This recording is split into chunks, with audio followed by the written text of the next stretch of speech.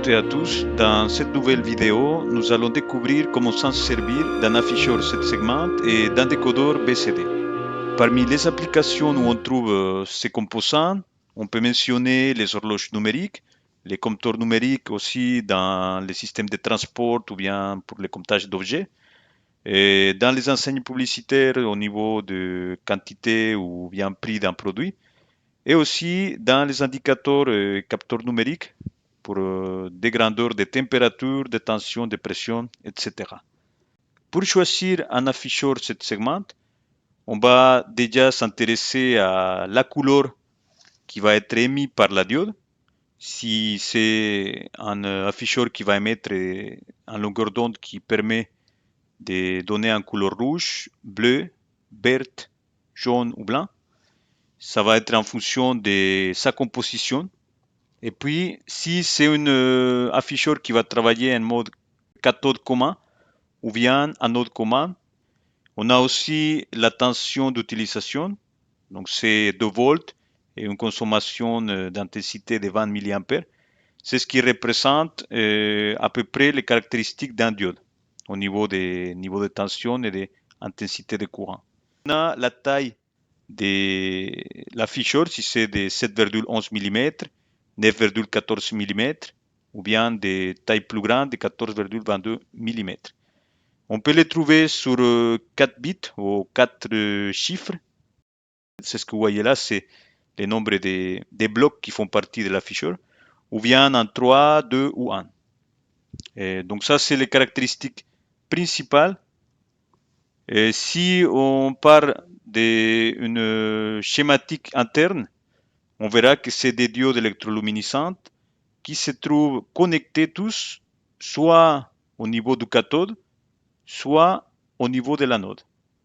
Et les différents segments A, B, C, D, F, G, ils vont être reliés sur des sorties qui vont être connectées soit à des décodeurs, soit à des microcontrôleurs pour pouvoir afficher un chiffre entier, par exemple les 9 ou bien les 8, les 7, en fonction de la valeur qu'on veut afficher. Il existe aussi des afficheurs qui sont composés de 2 chiffres. Donc dans ces cas-là, on va à l'intérieur trouver en fait 2 blocs qui vont être reliés. Chacun des segments, il va avoir en fait 2 LED qui les sont associés pour pouvoir afficher une valeur pour chacun des blocs. Donc c'est-à-dire qu'on devra multiplexer soit côté gauche, soit côté droite, la valeur qu'on veut montrer en fonction des entrées qui vont être commandées par notre système.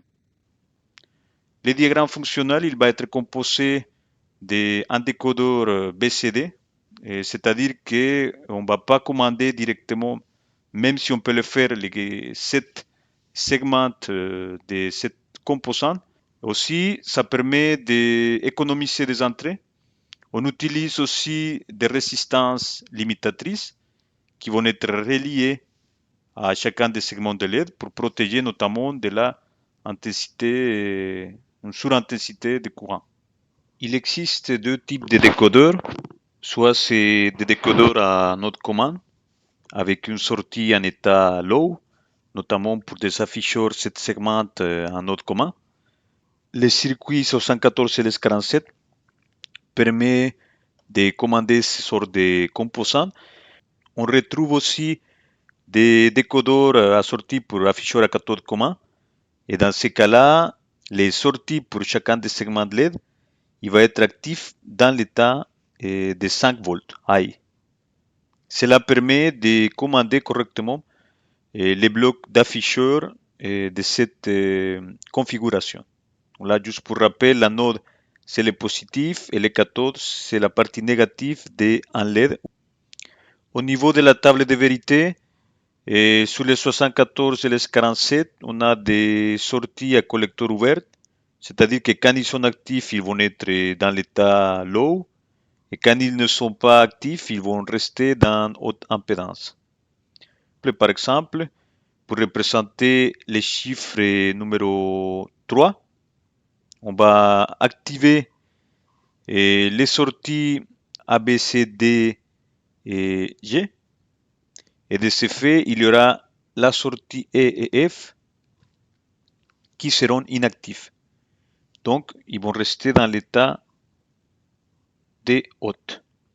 Les restes, on va les activer en mettant la sortie dans son état de bas, c'est-à-dire dans l'état de 0 volts.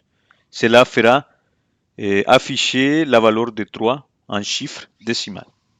Au niveau d'un décodeur BCD pour un cathode commun, le 74 et le 48 par exemple, si on veut représenter la valeur de 9, on va désactiver les segments E et les segments D.